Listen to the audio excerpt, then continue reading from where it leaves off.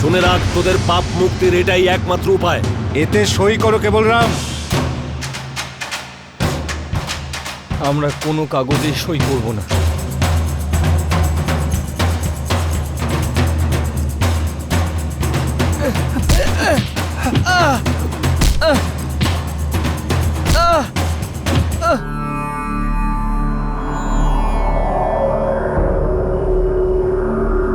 এতে কি হবে? এ দিয়ে তো আমাদের সম্মান ফিরে আসবে না। আমার মেয়ে তো শেষ হয়ে গেল, আমরা তো নিঃস্ব হয়ে গেলাম।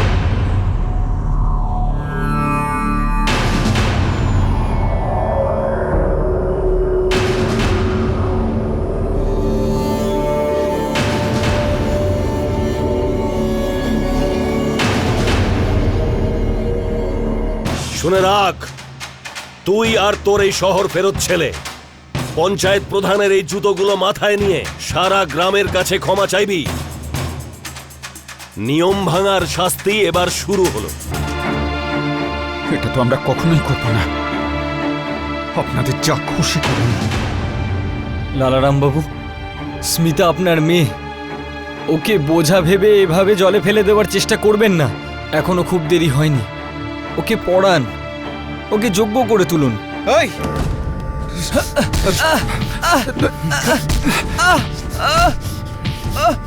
আপনারা আমাদের মেরে ফেলতে পারেন, কিন্তু জোর করে কিছু করাতে পারবেন না।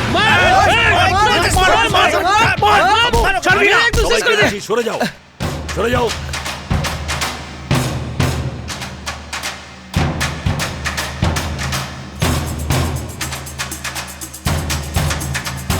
ও আর ওর ছেলে দুজনে মিলে আমাদের প্রাচীন নিয়ম ভেঙে আমাদের সমাজের প্রভূত ক্ষতি করেছে। এটা মহাপাপ থেকে কোনো অংশে কম নয়। আমি পঞ্চায়েত প্রধান হয়ে আর পঞ্চায়েতের মতামত নিয়ে ওকে আর ওর ছেলেকে এবং পরিবারের সমস্ত সদস্যকে বহিষ্কার করছি। আজ থেকে এদের ধোপা নাপিত বন্ধ। আজ থেকে তোমরা আমাদের গ্রামের নয়, আর আমাদের জাতেরও নয়। আপনি যেটা করছেন সেটা বেআইনি। এই দেশের সংবিধানের বিরুদ্ধাচরণ করছেন আপনি। এই ঘোষণার কোনো মানে হয় না। আরে এই শহরে ছোকরা, আমিও দেখতে চাই কার এত ক্ষমতা আছে যে আমাদের সিদ্ধান্তকে বদলাবে। গ্রামের একটা লোকও এগিয়ে আসবে না তোমাদের সাহায্য করার জন্যে। খিদে তেষ্টায় যখন কাতরাবে তখন আইন আর সংবিধানটাকে ধুয়ে জল খেও। চলো।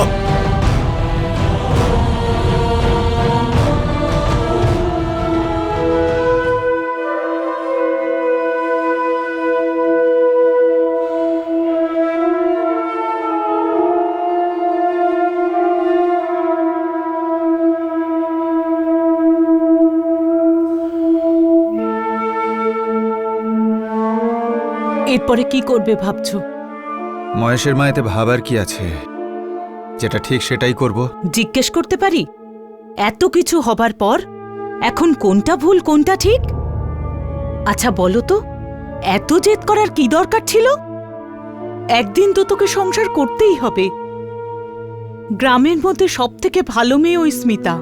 তুই সুখে থাকতিস ওর সাথে, আর আমরাও আর বেঁচেও থাকতাম। কিন্তু না, তুই ২-৪খানা বই পড়ে নিয়েছিস আর এখানে বিপ্লব করার চেষ্টা করছিস।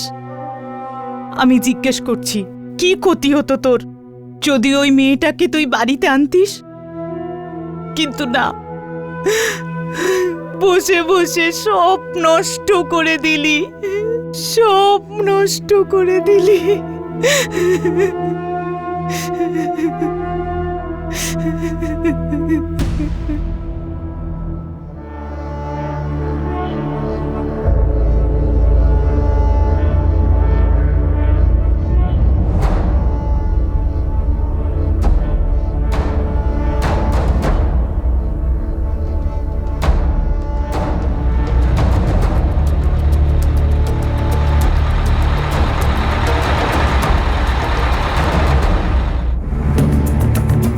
উঠতে দাও আমাদের। কোনো প্রশ্নই ওঠে না। এটা সরকারি প্রপার্টি। আরে তো সরকার আমার পকেটে, যা ডেকে আন আর বাসে উঠে দেখা। আরে ভাই কি হয়েছে, বেকার চেঁচাচ্ছ কেন? এরা দুজন বাসে উঠবে না, পঞ্চায়েতের হুকুম আছে। হুকুম নয় দাদাগিরি। কন্ডাক্টর আমাদের বাসে উঠতে দিন। আরে ওর সঙ্গে কি কথা বলছিস, আমার সঙ্গে বল। ও বললেই কি উঠতে দেবো নাকি বাসে? আরে ভাই আর চেঁচাস না, আরো প্যাসেঞ্জার আছে। আরে সব প্যাসেঞ্জারকে নিয়ে যাও, ওদের উঠতে দেবো না। আচ্ছা আটকে দেখাও, যা করার করে নাও। চলো দাদা। এই আরে দেখ ভাই, সরকারি বাস সবাইকার জন্য, কেউ এভাবে কাউকে আটকাতে পারে না। আরে আমাদের গ্রামের জন্যই তো চলে। কিন্তু চালায় তো সরকারি, তাই না? তোদের গ্রামের ঝঞ্ঝাট তোদের গ্রামেই রাখ, আমাদের বাসে এইসব চলবে না। আর বেশি রংবাজি করলে না এই বাসই যাবে না। আর এ ভাই নিচে নাম তো।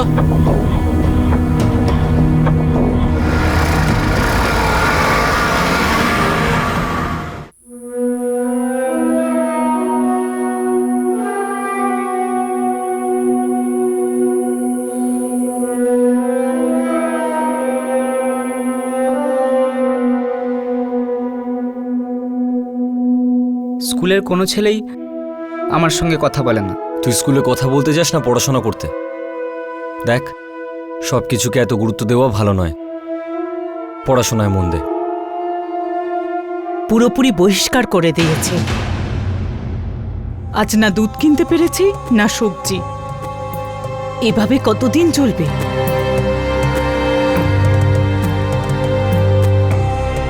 ওদের বহিষ্কার করে দিলে আমাদের স্মিতার পোড়া কপাল জোড়া লাগবে কি?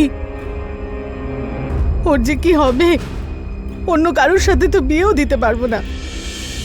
গোটা সমাজের সামনে তো বিয়ে হয়েছে ওর, সারা জীবন ওকে এখানেই পড়ে থাকবে।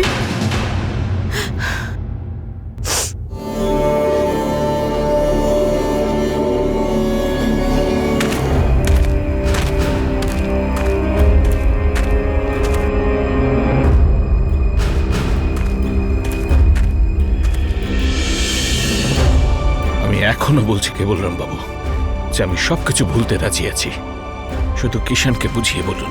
কিষান আপনাকে যে কথাটা বলেছে সেটা বোঝবার চেষ্টা করুন। ও কি দেবদূত নাকি? এবার দেখবেন ওকে কিভাবে শুলে চড়ায়। মরার জন্য ভিক্ষে চাইবে, ভিক্ষে।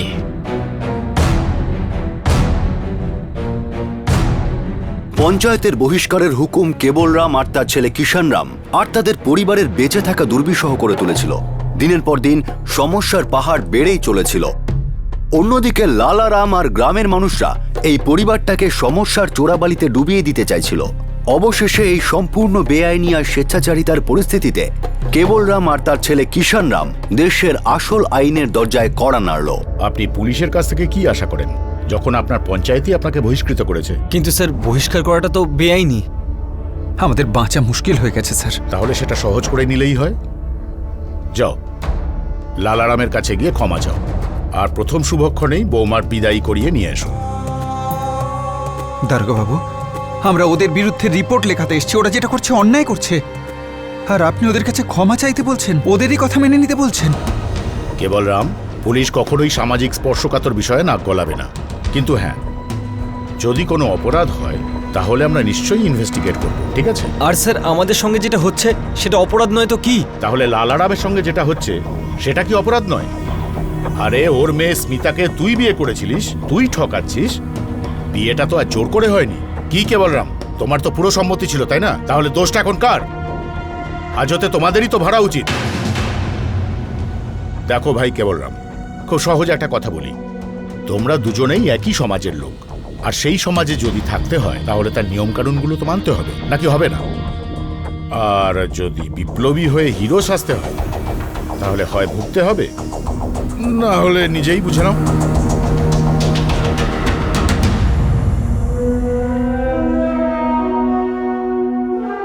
এখন এই লালারাম আরও এগিয়ে যাবে, আমাদের ক্ষতি করার জন্য যা খুশি করবে। আমি ভাবছিলাম বাবা যে কোর্টে গিয়ে অভিযোগ জানাই, যোধপুর ডিস্ট্রিক্ট ম্যাজিস্ট্রেটের কাছে যাই। চলো। দারোগাবাবু তো আমাদের ভাগিয়ে দিলেন, আর ডিএম সাহেব আমাদের কথা শুনবেনই বা কেন? চেষ্টা করে দেখি না বাবা, যদি ডিএম স্যার আমাদের কথা না শোনেন তাহলে আমরা অন্য কোথাও যাব। কোনো না কোনো দরজা আমাদের জন্য নিশ্চয়ই খুলবে বাবা। আর আমরা তো ভুল করছি না, ভয় পাওয়ার কোনো কারণই নেই।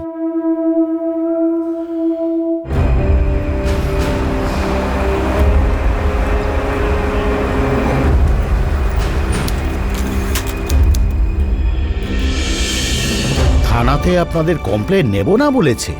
হ্যাঁ স্যার, ওখানকার ইন্সপেক্টর আমাদেরই সমাজের, উনি খাপের সিদ্ধান্তের বিরুদ্ধে যাবেন না। ওকে যেতেই হবে। এই দেশে আইনের সিদ্ধান্ত শুধু আইনই নিতে পারে, এই খাপ টাপ সব গুন্ডাগিরি। ডিএম সাহেব, আমরা সেরকমই শুনেছিলাম, কিন্তু এখন তো দেখছি সবই উল্টো। দেখুন, আমি ওই থানায় একটা লিখিত অর্ডার পাঠিয়ে দিচ্ছি যে আপনাদের অভিযোগ নথিভুক্ত করুক। আমার অর্ডার আজকেই ওখানে পৌঁছে যাবে, আর আপনারা কালকেই সকালে থানায় গিয়ে রিপোর্টটা লিখিয়ে আসবেন। ইন্সপেক্টরকে আপনাদের কমপ্লেন নিতেই হবে। সোজা ডিস্ট্রিক্ট ম্যাজিস্ট্রেটের কাছে পৌঁছে গেছে ও।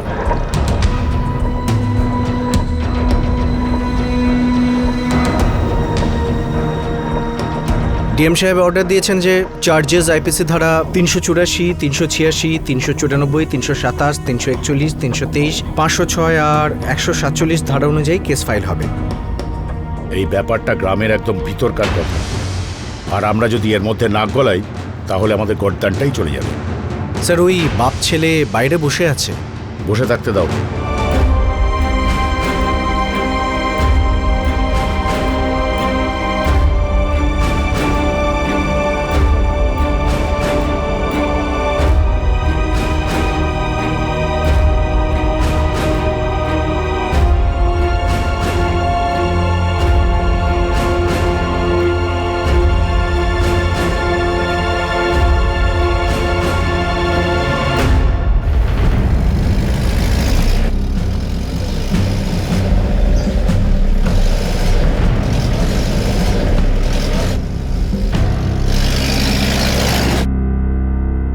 একে তো আমাকে আর আমার মেয়েটাকেও ঠকিয়েছে, তার উপরে ডিএম সাহেবকে গিয়েও কান ভরেছে, আর এখন আমাদের বিরুদ্ধে পুলিশে ডায়েরি করে এসেছে। আমাদের কিছু করার নেই। দেখুন, আমাদের মামলা দায়ের তো করতেই হবে। আমি ডিএম সাহেবের অর্ডার তো অমান্য করতে পারি না, আর যে যে চার্জ ডিএম সাহেব লিখে পাঠিয়েছেন সেগুলো তো মানে ভয়ঙ্কর সব। আপনি কি আমাদের ওপর সব চার্জই লাগাবেন না? খুব বেশি হলে 386 আর 394 সরিয়ে দিতে পারবো। তাছাড়াও 6টা ভয়ঙ্কর চার্জেস আছে, 10-15 বছরের জেল তো হবেই। আর আমার কথা যদি শোনেন তো আপনারা যে কোনোভাবে এই কিষানরাম আর কেবলরামকে সামলে নিন। ওদের সামলানোর কি আছে? এবার ওদের শায়েস্তা করতে হবে, ওদের এমন শিক্ষা দিতে হবে ওরা সারা জীবন মনে রাখবে। কিন্তু একটু বুঝে শুনে। এখন কি বুঝবো আর কি বা শুনবো ইন্সপেক্টর সাহেব? আমাদের তো কোথাও মুখ দেখানোর জোর রাখেনি ওই বাপ বেটায়। বেটারা নিয়ম ভাঙলো, আর বহিষ্কারের পর ওদের মুখ এখনো দেখতে হচ্ছে। এমন একটা কিছু করুন যাতে সাপও মরে আর লাঠিও না ভাগে। আর যদি সত্যি এমন কিছু হয় তাহলে আমরা বাধ্য হব অ্যাকশন নিতে। আর সত্যি বলতে কি, নিজেদের লোককেই গ্রেপ্তার করা, মারধর বন্ধ করে দেওয়া, এসব করতে আমার সত্যিই খুব খারাপ লাগবে।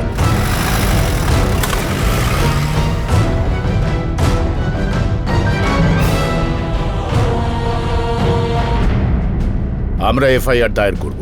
Thank you sir. আর এতে কারুর কোনো কিছুই হবে না কিষানরাম, কেস চাপা পড়ে যাবে, আর তার তলায় তুমিও চাপা পড়বে। স্যার, আপনি এখনই এরকম কেন বলছেন? কারণ তুমিও আমাদেরই সমাজের লোক। নিজের মনে করেই বলছি, জাত আমাদের দেশের একটা সবচেয়ে বড় সত্য, বুঝলে? জাত এমন এক স্তম্ভ যার ওপর সরকার দাঁড়িয়ে আছে। তাই জাত নিয়ে খেলা করো না, চুপচাপ গিয়ে মিটমাট করে নাও। আইন আর সরকারকে এর মধ্যে এনো না। স্যার, মিটমাট আলাদা জিনিস, আর জোর জবরদস্তি ইচ্ছার বিরুদ্ধে কাজ করানো অন্য জিনিস। খুব ইচ্ছার গুরু ঠাকুর দেখছি তুই। ঠিক আছে, নিয়ে নিয়েছি তোর কমপ্লেন, এবার যা। আমিও দেখব তোর ইচ্ছা তোকে কত দূর টেনে নিয়ে যায় আর কি কি দেখায়।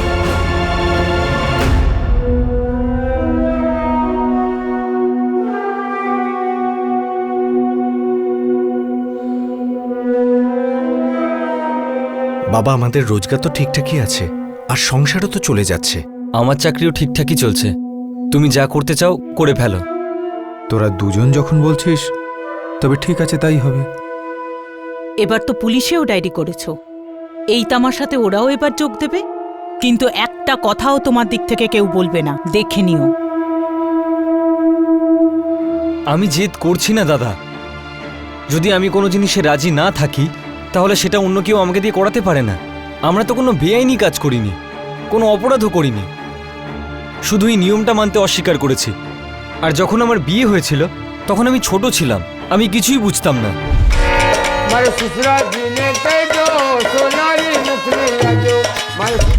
দাদা, স্মিতার জন্য ভীষণ দুঃখ হয়, কিন্তু এই সমস্যার সমাধান নেই আমার কাছে। সত্যি কোনো সমাধান নেই।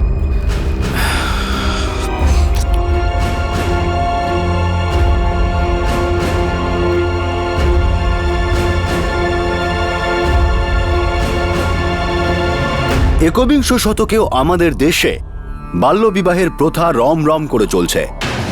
2011 সালে ভারতে 44% বিয়ের কনের বয়স 18 বছরের কম ছিল, আর তার মধ্যে 18% মেয়ের বয়স 15 বছরের কম ছিল। 20 বছর আগের থেকে এই সংখ্যাটা অনেক কম, কিন্তু তবুও যথেষ্ট বেশি। আর সবচেয়ে বেশি বাল্যবিবাহের কেস রাজস্থানেই ঘটে। কিন্তু গত কয়েক বছরে, বিশেষ করে ইন্টারনেট আর আরটিআই আসার পর, অনেক রাজস্থানী ছেলে আর মেয়েরা সাবালক হয়ে যাওয়ার পরে বাল্যকালে হওয়া বিয়েকে অস্বীকার করতে চাইছে। অনেক যুবক যুবতী আজকাল এই প্রথার বিরুদ্ধে যাচ্ছে, আইনের কাছে নিজেদের মৌলিক অধিকারের জন্য দাবি জানাচ্ছে। কিন্তু খুবই দুঃখের কথা হলো যে এর মধ্যে বেশিরভাগ কেসে বহু বছর চলে, আর এটা তরুণ ছেলে মেয়েদের কাছে একটা পরাজয়ের সমান।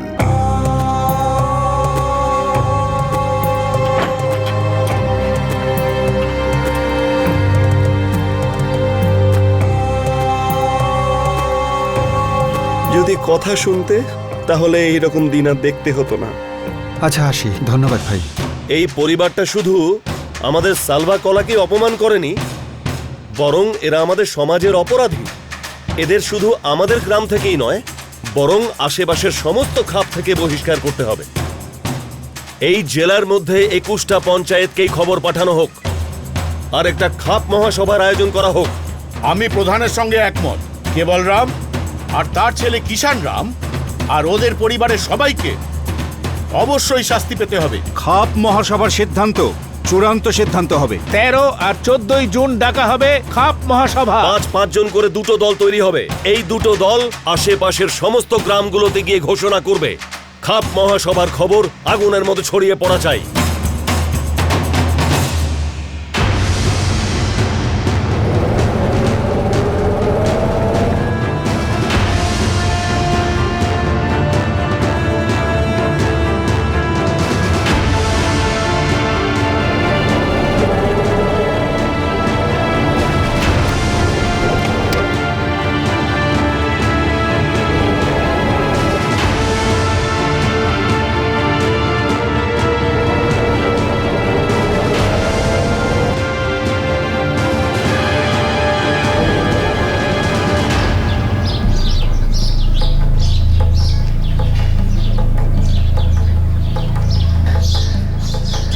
বাবা, 13 আর 14 জুন খাপ মহাসভা ডেকেছে।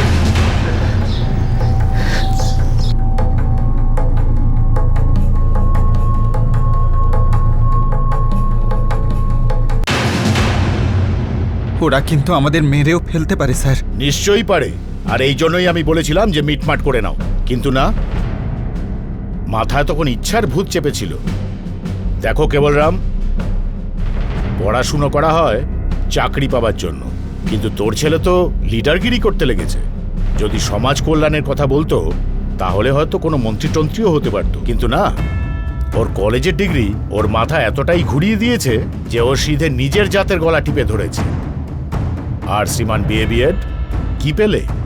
আজ দেখো তোমার সারা পরিবারের কোমর ভেঙে পড়েছে।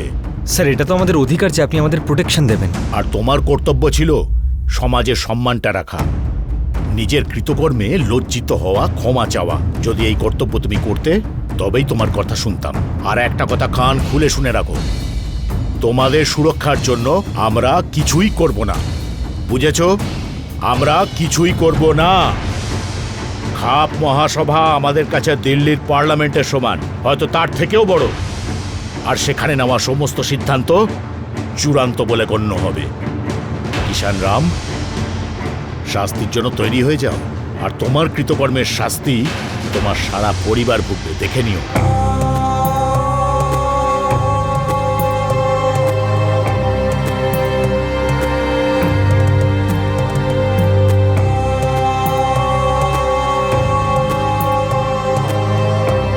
কেবলরাম আর তার পরিবার প্রতি মুহূর্তে মৃত্যুকে সঙ্গী করে চলছে। সালওয়াকালা গ্রামের খাপ আশপাশের 21টা খাপের মহাসভা ডেকেছিল। যেটা 13 আর 14 জুন 2012-তে হওয়ার কথা ছিল। এই মহাসভার একটাই আলোচ্য বিষয়, কেবলরাম আর তার পরিবারের ওই 21টি গ্রামে প্রবেশে নিষেধাজ্ঞা জারি করা, আর ওই পরিবারের জীবন যতটা সম্ভব ততটা কষ্টকর করে দেওয়া।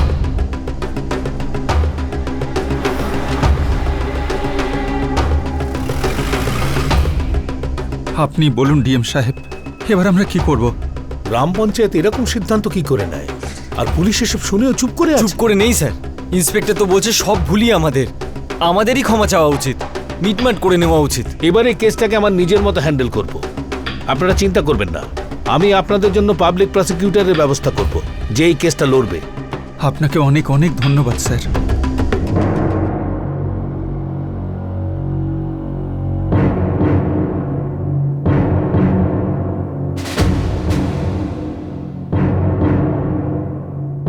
Hello, hello inspector, advocate Ajay Singh Rathore বলছি। আমার ক্লায়েন্ট কেবলরাম আর কিষানরাম ভয় পাচ্ছেন যে গ্রাম পঞ্চায়েতের লোকেরা ওদের মেরে ফেলতে পারে। আপনার কাছে অনুরোধ যে আপনি ওদের পুলিশ প্রোটেকশন দিন। কি ব্যাপার নিয়ে ভয় পাচ্ছে আপনার ক্লায়েন্টরা?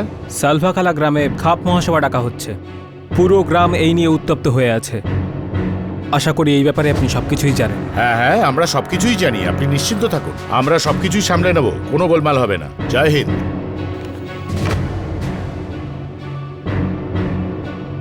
আপনারা একদম ভাববেন না, আপনাদের পুরো প্রোটেকশন দেওয়া হবে, কিচ্ছু হবে না।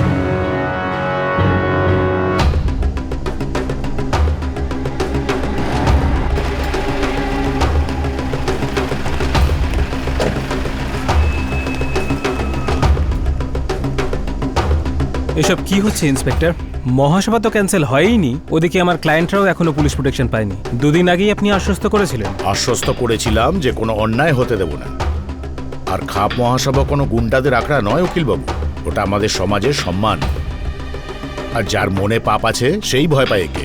আর এমনিতেও জাত আর খাপের ব্যাপারগুলোতে না, খাকি, খাদি আর কালো কোট, এই তিনজনকে দূরে থাকতে হয়। এই মহাসভায় যেটা হতে চলেছে সেটা বেআইনি। সরকার আইন বানায় আর আমাদের খাপ সরকারকে বানায়। আপনি কি বলছেন উকিলবাবু? আপনি আর আমি মিলে সর্বশক্তি লাগিয়ে দিলেও এই মহাসভা বন্ধ করা যাবে না, আর সেই সিদ্ধান্তও বদলাবে না যেটা কিষানরাম আর কেবলরামকে পিষে মারবে। আরে আপনি বলছেনটা কি? এটা 2012, মধ্যযুগের বর্বরতা নয়। অ্যাডভোকেট সাহেব, জাতের ব্যাপারে যুগের কোনো গুরুত্বই নেই। আর আপনি এটা ভাববেন না যে আমি কোনো অশিক্ষিত লোক, আমি সেন্সেবল কথা বলছি। চাইল্ড ম্যারেজ অ্যাক্ট 1929 সালে পাশ হয়েছিল, আর আজ থেকে 6 বছর আগে, তার মানে 2006 সালে এটাকে আরো শক্ত করা হয়। আর তাতে লাভ কি হলো? জিরো। বাল্যবিবাহ তো সেই আগের মতোই হয়ে চলেছে, যেমন আমাদের স্মিতা আর কিষানরামের হয়েছিল। এই প্রথা হয়ে আসছে আর হবেও। এই রকমটা হয়ে আসছে আর হতে থাকবে শুধু এই জন্যেই যে আপনার মতো লোকেরা খাপকে সাহায্য করছে। ওরা দেশের আইন শৃঙ্খলা ভাঙছে আর আপনারা ওদের সাহায্য করছেন। বাহ অ্যাডভোকেট সাহেব, বাহ। শেষকালে সব দোষই পুলিশের। আপনি চাইলে আপনার 10টা আঙুলি আমাদের দিকে তুলতে পারেন উকিল সাহেব, কিন্তু আমরা চুপ করেই থাকব। আর যদি আমরা আপনার সমস্ত প্রশ্নের উত্তর দিই, তাহলে সেই প্রশ্নগুলোকে সম্মান কে দেবে স্যার?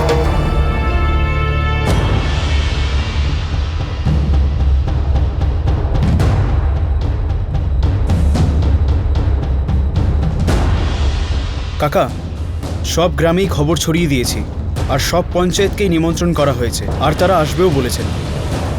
13 আর 14 জুন এই গ্রাম পুরো জ্বলে উঠবে। খুব ভালো।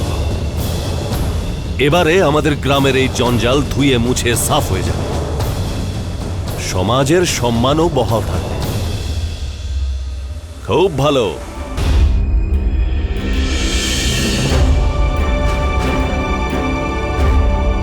এবার তো মেনে নাও, কিছুই তো বিগড়ইনি এখনো। ছেলেটা তো জেদি, বাপটাও একই রকম। বাবা, আমি এটা জানি যে যা কিছু হচ্ছে আমার জন্যই হচ্ছে, কিন্তু আমায় বিশ্বাস করো বাবা, আমি এটা কখনো চাইনি যে তোমাদেরকে কোনো বিপদের মধ্যে ফেলবো। আরে এ কথা মনেও আনিস না বাবা। আমার চিন্তাটাই পাল্টে গেছে। কলেজে নতুন পৃথিবী দেখেছিলাম, ইতিহাস পড়লাম, জানলাম, আর তারপর বুঝলাম যে আমরা সবাই চোখ, কান, নাক, মুখ সব বন্ধ করে বেঁচে থাকি। আমাদের চোখের সামনে এত ভুল কাজ হচ্ছে, আমরা সেটা দেখেও দেখি না, উপরন্তু সেটাকে সায় দিই। বাবা, আমি জানি না যে কলেজে তুই কি পড়েছিস, কিন্তু আমি এটা জানি যে কলেজে পড়া সব ছেলেই তোর মতো গভীরভাবে ভাবে না।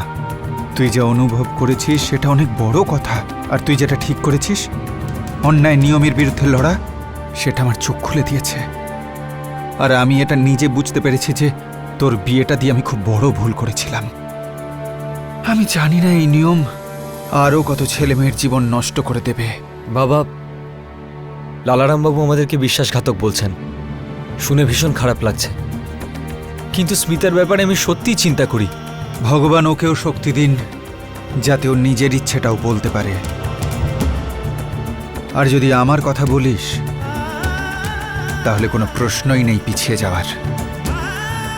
আমি নিচু হব না, লড়ব।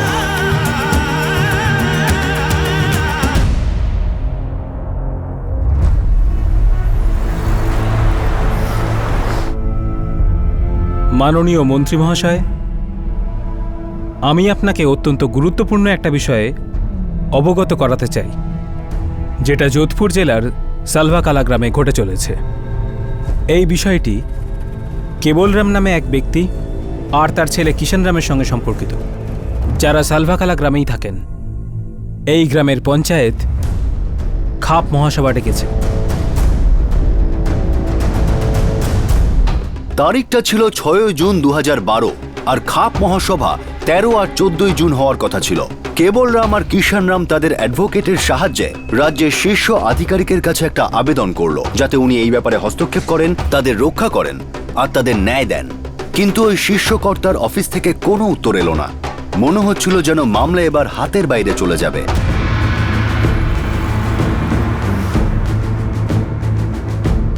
ইওর অনার, আমি যে রিট পিটিশন ফাইল করেছি সেটাকে ম্যাটার অফ আর্জেন্ট নোটিশ হিসেবে অ্যাকসেপ্ট করুন।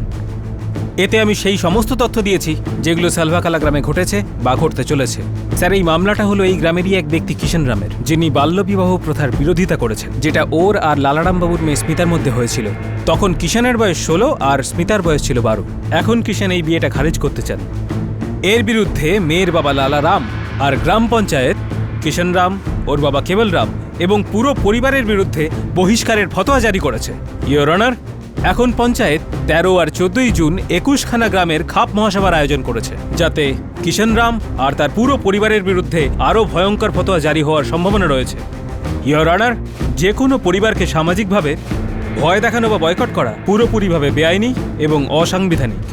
কিষানরামের পরিবারের প্রাণ সংশয় হতে পারে। মহামান্য আদালতের কাছে অনুরোধ যেন এ নিয়ে যত দ্রুত সম্ভব ব্যবস্থা নেওয়া হয়।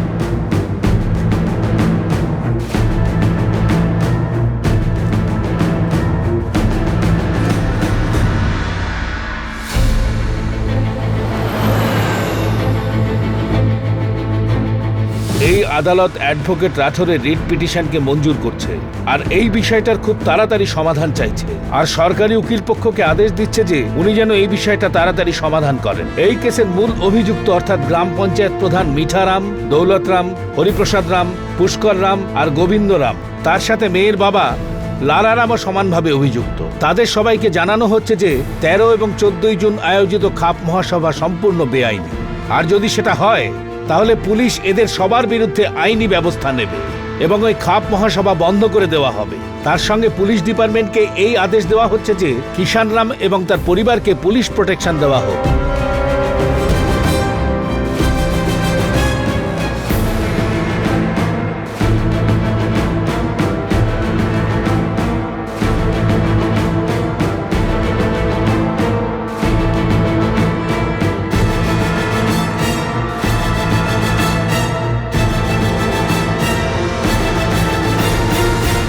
লড়াই এখনো শেষ হয়নি বাবা, এখনো অনেকটা পথ যেতে হবে। হ্যাঁ বাবা, কিন্তু আমরা থেমে যাব না, হারও মানব না, লড়ে যাব।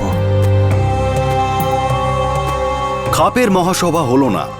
13 আর 14 জুন 2012-তে কিষানরাম আর তার পরিবারকে পুরো পুলিশ প্রোটেকশন দেওয়া হয়। এখন সালভাকালার পঞ্চায়েতের বিরুদ্ধে কেবলরাম আর কিষানরাম যোধপুর হাইকোর্টে প্রত্যয়ের সঙ্গে কেস লড়ছে। আইন অনেক কিছুই বলে থাকে, কিন্তু বাস্তব তার চেয়ে অনেক দূরে। আসল বাস্তব হলো যে আমাদের দেশের হাজার হাজার গ্রামে পঞ্চায়েত রাজের বদলে গুন্ডারাজ চলছে। এই খাপ কালচার আমাদের দেশের গ্রামগুলোকে বিকশিত করার বদলে 200 বছর পিছিয়ে নিয়ে যাচ্ছে। পঞ্চায়েতের কাজ হলো সরকারি স্কিমগুলোকে গ্রামের লোকের কাছে পৌঁছে দেওয়া, শিক্ষা, স্বাস্থ্য, উন্নয়ন আর ল অ্যান্ড অর্ডারের উপর পুরোপুরি ফোকাস করা। কিন্তু অপ্রিয় সত্য হলো যে অনেক খাপ দেশের আইন ভঙ্গ করে চলেছে। নিজেদের তরফ থেকে অকারণ, সংকীর্ণ আর বেশিরভাগ নিষ্ঠুর ধরনের ফরমান আর ফতোয়া জারি করে থাকে। সেটা অনার কিলিং হোক বা বাল্য বিবাহ, একের পর এক নিষ্ঠুর আর বিপজ্জনক রীতিকে বাঁচিয়ে রাখা হচ্ছে। বেশিরভাগ সময় এই খাপের সমস্ত এনার্জি মহিলাদের দমিয়ে রাখার জন্য হয়। মেয়েদের জিন্স পরায় নিষেধাজ্ঞা, মোবাইল ব্যবহার করার উপর নিষেধাজ্ঞা, হাই স্কুলে যাওয়ায় নিষেধাজ্ঞা। আর এই সমস্ত মেয়েরা আপনার আর আমার ঘরের মেয়ের মতোই, আধুনিক ভারতবর্ষের মেয়ে। প্রতিদিন, এমনকি এই মুহূর্তেও সারা দেশে না জানি কত গ্রামীণ নাগরিক এই অত্যাচারীদের সামনে আত্মসমর্পণ করছে। বহিষ্কার, হিংসা, এমনকি মৃত্যুও বিনা প্রতিবাদে মেনে নিচ্ছে। এই খাপ নাগরিকদের আতঙ্কিত করে, দেশের সংবিধানকে অস্বীকার করে। আর এই দুটো কারণে আমাদের মতে এরা কোনো অ্যান্টি ন্যাশনাল সন্ত্রাসবাদী দলের থেকে কম নয়। খাপেরা এত সাহস পায় কোথা থেকে? প্রতিটা অঞ্চল থেকে নির্বাচিত নেতা আছে, এমএলএ, এমপি আছে, কিন্তু তবুও এই গ্রামীণ গুন্ডামি সকলের সামনে ঘটছে। আমরা কি এমএলএ আর এমপিদের কাছে এই সমাজ বিরোধীদের নামে নালিশ করতে পারি? আমরা কি তাদের অনুরোধ করতে পারি নীরবতা ভাঙার জন্য আর এগিয়ে এসে এই সমস্ত উন্নয়ন বিরোধীদের শায়েস্তা করার জন্য? একটা বিখ্যাত কবিতা আছে, হাজারো জবাবো সে আচ্ছি হামারি খামোশি, না জানে কিতনে সওয়ালো কি আবরু রাখে। আমরা এটা জানি না যে কবি এই কবিতা কিসের পরিপ্রেক্ষিতে লিখেছিলেন, কিন্তু এটা অবশ্যই জানি যে এই পংক্তিগুলো আমাদের sovereign, socialist, secular, Democratic Republic of ইন্ডিয়ার জন্য প্রযোজ্য নয়। আপনাদের সাথে আবার দেখা হবে ক্রাইম পেট্রোল 10 থেকে আরও একটা নতুন এপিসোড নিয়ে।